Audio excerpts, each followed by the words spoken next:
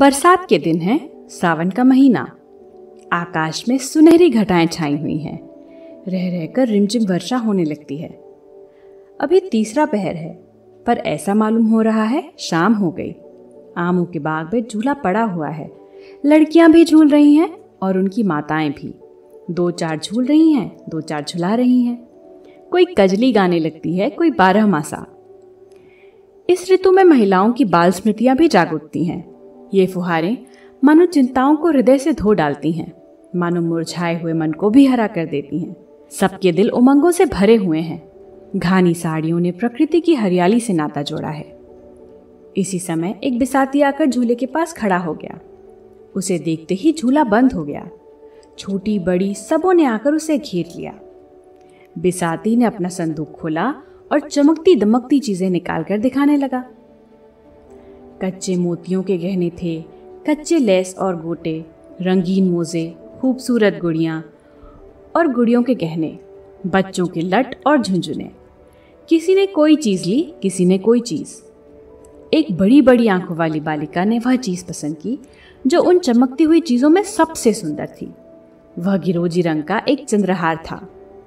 माँ से बोली, अम्मा मैं यह हार लूंगी। माँ ने बिसाती से पूछा, बाबा यह हार कितने का है? बिसाती ने हार को रुमाल से पोंछते हुए कहा, खरीद तो 20 आने की है, मालकिन जो चाहे दे दें। माता ने कहा, यह तो बड़ा महंगा है, 4 दिन में इसकी चमक दमक जाती रहेगी। बिसाती ने मार्मिक भाव से सिर हिलाकर कहा, बहू जी 4 दिन में तो बिटिया को असली चंद्रहार मिल जाएगा। माता के हृदय पर इन सहृदयता से भरे हुए शब्दों ने चोट की। हार ले लिया गया। बालिका के आनंद की सीमा न थी। शायद हीरो के हार से भी उसे उतना आनंद न होता। उसे पहनकर वह सारे गांव में नाचती फिरी। उसके पास जो बाल संपत्ति थी उसमें सबसे मूल्यवान, सबसे प्रिय वही बिल्लौर का हार था। लड़की का नाम जालपा था, माता का मानकी।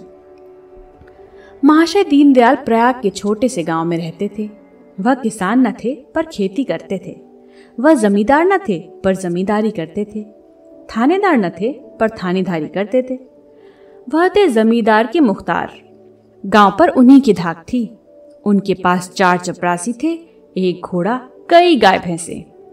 वेतन कुल 5 रुपए पाते थे, जो उनके तंबाकू के खर्च को भी काफी न होता था। उनकी आय के और कौन से मार्ग थे यह कौन जानता है। जालपा उन्हीं की लड़की थी। पहले उसके 3 भाई और थे, पर इस समय वह अकेली थी। उससे कोई पूछता, तेरे भाई क्या हुए, तो वह बड़ी सरलता से कहती, बड़ी दूर खेलने गए हैं। कहते हैं मुख्तार साहब ने गरीब आदमी को इतना पिटवाया था कि वह मर गया था।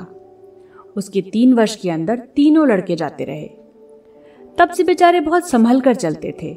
फूंक फूंक कर पांव रखते, दूध के जले थे, छाछ भी फूंक फूंक कर पीते थे। माता और पिता के जीवन में और क्या अवलंब। दीनदयाल जब कभी प्रयाग जाते तो जालपा के लिए कोई न कोई आभूषण जरूर लाते। उनकी व्यावहारिक बुद्धि में यह विचार ही ना आता था कि जालपा किसी और चीज से अधिक प्रसन्न हो सकती है। गुड़िया और खिलौने वह व्यर्थ समझते थे, इसलिए जालपा आभूषणों से ही खेलती थी। यही उसके खिलौने थे। वह बिल्लौर का हार जो उसने बिसाती से लिया था, अब उसका सबसे प्यारा खिलौना था। असली हार की अभिलाषा अभी उसके मन में उदय ही नहीं हुई थी। गांव में कोई उत्सव होता या कोई त्योहार पड़ता तो वह उसी हार को पहनती। कोई दूसरा गहना उसकी आंखों में जचता ही न था।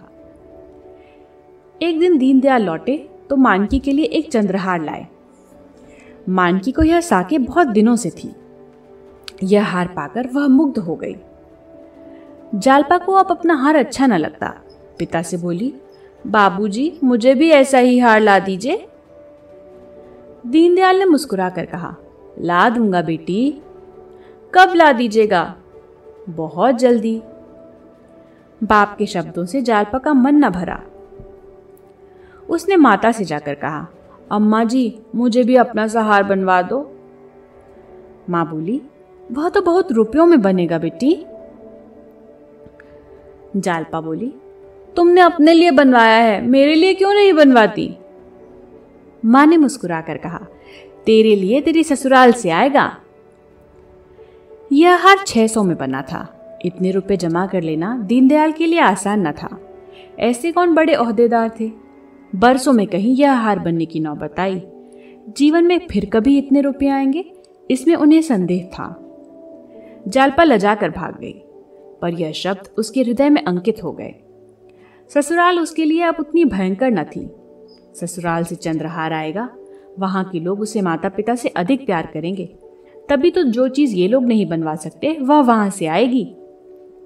लेकिन ससुराल से ना आए तो उसके सामने 3 लड़कियों के विवाह हो चुके थे। किसी की ससुराल से चंद्रहार ना आया था, कहीं उसकी ससुराल से भी ना आया तो? उसने सोचा, तो क्या माताजी अपना हार मुझे दे देंगी? अवश्य दे देंगी। इस तरह हंसते खेलते 7 वर्ष कट गए और वह दिन भी आ गया जब उसकी चिर संचित अभिलाषा पूरी होगी।